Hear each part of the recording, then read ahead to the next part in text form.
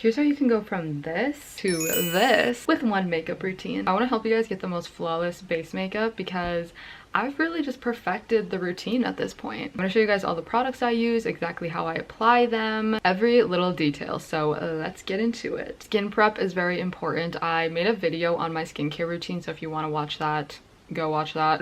But after I did my skincare, I applied this tinted sunscreen. This one is from Saie and I use the shade 3, level 3, shade 3. I already applied it. This is what it's looking like. It's very light coverage. I need a high coverage foundation because I have a lot of discoloration, but I basically just applied that with this brush. So that is all the prep work that I've done. So now let's get into the actual makeup routine. If you want a full coverage foundation, I love the Makeup by Mario foundation, but as you can see, I've kind of run out of it. So I've been using the Haus Labs foundation recently and I really like it, but it is a little bit more sheer than the Makeup by Mario one, which I guess I don't mind it, but I mean, I bought this one, so I'm just gonna use it as much as I can. I do like to apply my foundation with a beauty blender. I feel like I just get the best blend with it. I've tried applying my foundation with a brush and I can't do it. I feel like no matter how good I blend it out, I always get streaks in my foundation. And yes, the beauty blender does absorb a lot of the foundation, but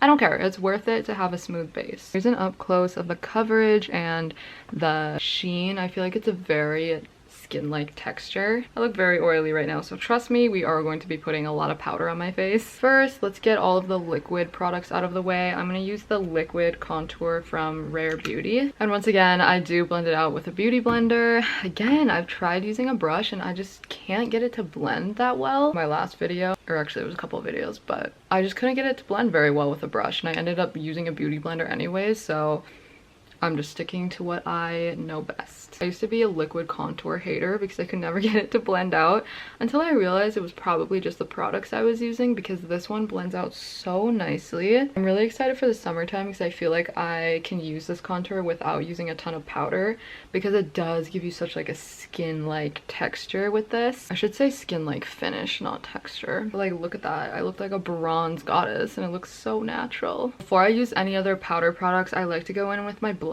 because I just feel like it looks better when I have powder on top of my blush instead of powdering my face and then applying blush. But you guys also know I have blush blindness, so I like when my blush is really pigmented, and I feel like when it sticks to a wet base, it just looks more pigmented. This is also my all-time favorite blush, and when I run out of it, I'm going to be really sad. I'm going to order a ton more just in case Miss Kylie decides to discontinue this blush. Next is bronzer. I go through bronzer like crazy, so all of my favorite bronzers, Too Faced one, the Chocolate Soleil, basically gone. Kylie bronzer, almost gone. So I just started using the Butter bronzer from Physicians Formula. Love it, so good, and I picked the perfect shade. It is pretty warm, so it makes me look really bronze, but I mean, that's the point of a bronzer. I like looking warm and tanned and sun-kissed. Sunburnt is even better. You know, I never used to put makeup on my forehead like in middle school and high school because I thought that if I had makeup on my forehead that I would just look super cakey, when in reality I looked like I just didn't know how to apply my makeup. Because like, why are you leaving out your forehead? But I saw someone post a TikTok about that, and I guess I'm not the only one that used to do that, so made me feel a little bit better. If you are not using a pink setting powder, I urge you to try one. I love the One Size one, but the one that I am in love with is the Huda Beauty Cherry Blossom Cake setting powder. They both are like the same color. They're a baby pink setting powder, but it's just very brightening. And I think sometimes when I have used setting powders in the past, I either look a little too cakey or I look too yellow,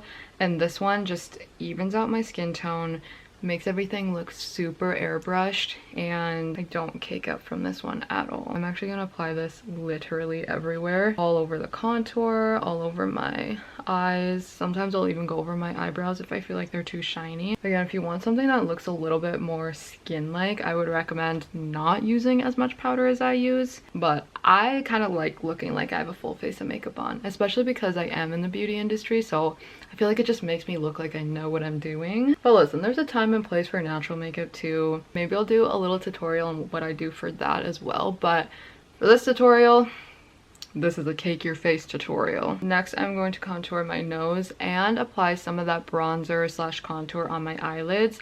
I am using the Too Faced Chocolate Soleil. You guys, I got this like 6 years ago, so there's nothing on the back. I don't know what shade it is. I don't even know if they still sell this product. But basically, I pick a shade that's not too warm and it's not too cool. It's very neutral, so you could use it as a bronzer, you could use it as a contour. I use it as both, but then just applying that same bronzer to my eyelids. This, I feel like, gives my eyelids some depth because it kind of looks like eyeshadow without looking like eyeshadow, you know? It looks a little bit more natural. Oh my gosh. Oh my. I forgot literally the most important step. Oh my. I forgot my liquid contour. I knew I was forgetting something. I was like, this is going by way too fast. Okay, so after you do your foundation, apply this under your eyes. I'm gonna cry, but it's actually such an important step because let's just see what happens if I apply it over all this powder. Because this is what really brightens up your skin. So this is the Kosas Color Correcting Concealer. It's their pink one. Oh my gosh, moment of truth. Did I just F everything up? I was so worried that it was gonna be really cakey and it's literally not at all. Okay. I'm not even kidding, like this concealer has literally changed my entire makeup look for the better. I don't think my makeup has ever looked this good. It just makes my under eyes look really bright and I always look a little bit more awake when I use this. So got this concealer, but don't sell it out now because I literally need it to do my makeup. I just finished the rest of my makeup and I'm sorry, I need more blush. It's honestly a problem at this point. Here is the final makeup look. I love it. I'm really sad about the concealer because it is starting to like kind of crease a little bit, but honestly I've had that problem for a while now and I think I might have eczema.